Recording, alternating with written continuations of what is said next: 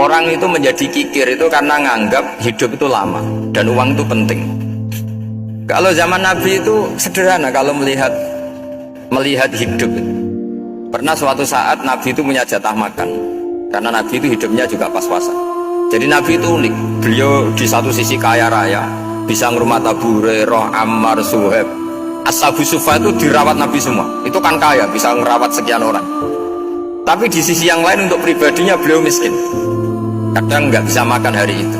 Tapi di saat yang sama bisa merawat Ahlus Sufa. Jadi keliru kalau orang hanya cerita Nabi itu miskin, untuk makan dirinya aja susah. Itu keliru. Kelirunya kalau tidak diteruskan, tapi Nabi mampu menghidupi Ahlus Sufa.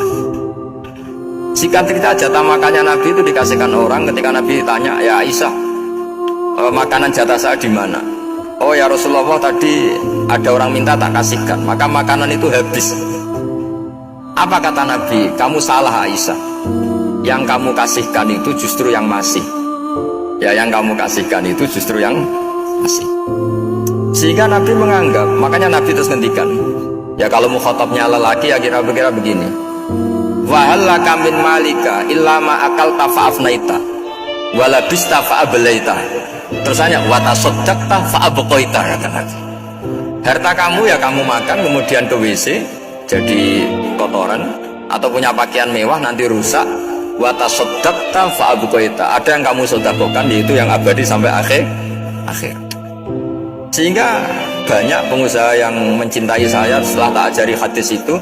Misalnya punya uang 1 miliar karena dia spekulan atau pedagang rawan bangkrut, disedekahkan ke masjid 50 juta, yaitu yang abadi. Jadi kalau suatu saat bangkrut, dia masih punya uang 50 juta di akhirat. Jadi Nabi itu mengajari sedekah itu apa? Ya sedekah itu pengabadian uang. Kalau kita kan enggak, bilang sedekah itu nguras uang. Itu pikirannya setan dan pikirannya orang Islam. Itu cara berpikir setan, bukan cara berpikir umat apa. Sehingga Sayyid Ali Zainal Abidin itu kalau ada orang minta, kemudian beliau ngasih, itu beliau bilang gini, marhaban biman hamala zati ilal akhirah. Matur nuwun nggih jenengan sing beto sangu kula nate. Jadi dianggap teller saja.